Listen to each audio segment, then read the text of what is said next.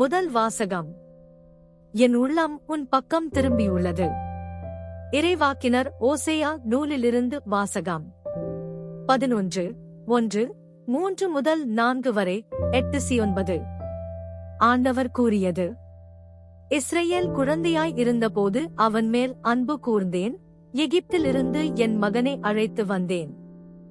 எப்ராயிமுக்கு நடைபெற்றுவித்தது நானே, அவர்களை கையில் ஏந்தியதும் நானே. ஆயினும் அவர்களை குணமாக்கியது நானே என்பதை அவர்கள் உணராமற் போனார்கள். பரிவு என்னும் கட்டுகளால் அவர்களை பிணைத்து அன்பு கயிறுகளால் கட்டி நடத்தி வந்தேன். அவர்கள் கழுத்தின் மேல் இருந்த நுகத்தை அகற்றினேன். அவர்கள் பக்கம் சாய்ந்து உணவு ஊட்டினேன்.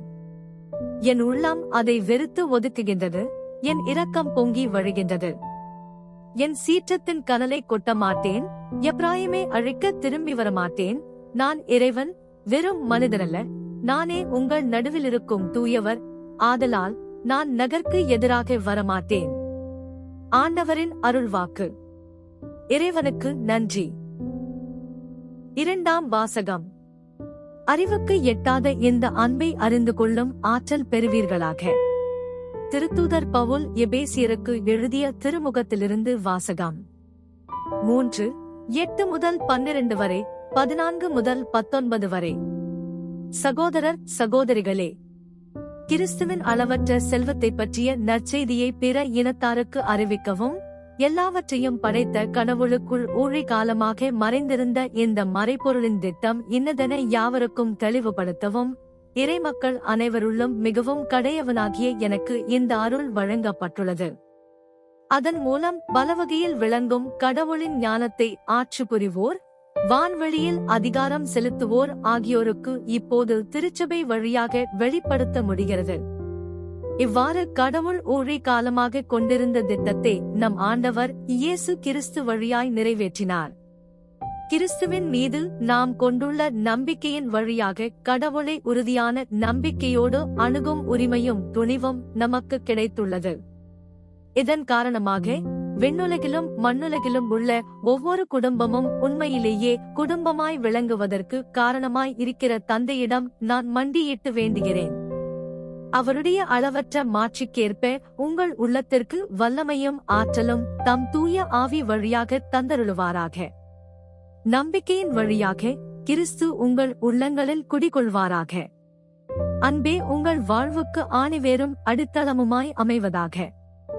இறைமக்கள் அனைவரோடும் சேர்ந்து கிறிஸ்துவுடைய அன்பின் அகலம், நீளம், உயரம், ஆழம் என்னவென்று உணர்ந்து அறிவுக்கு எட்டாத இந்த அன்பை அறிந்து கொள்ளும் ஆற்றல் பெறுவீர்களாக. அதன் மூலம் கடவுளின் முழு நிறைவையும் நீங்கள் பெற்றுக்கொள்வீர்களாக. ஆண்டவரின் அருள்வாக்கு.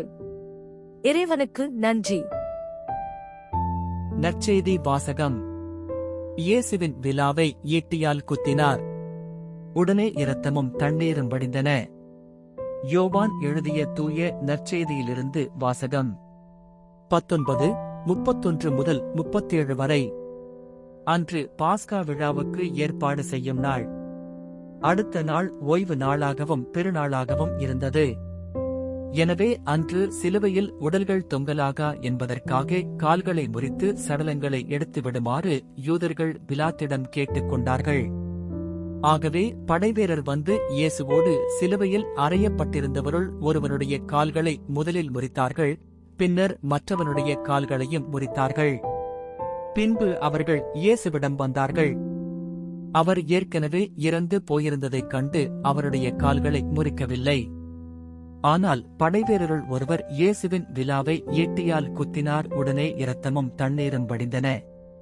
இதை நேரில் கண்டவரே இதற்குச் சாட்சி. அவரது சான்று உண்மையானதே. அவர் உண்மையையே கூறுகிறார் என்பது அவருக்கு தெரியும். நீங்களும் நம்ப வேண்டும் என்பதற்காகவே அவர் இதை கூறுகிறார். எந்த எலும்பும் முறிபடாது என்னும் மறைநூல் வாக்கு இவ்வாறு நிறைவேறியது.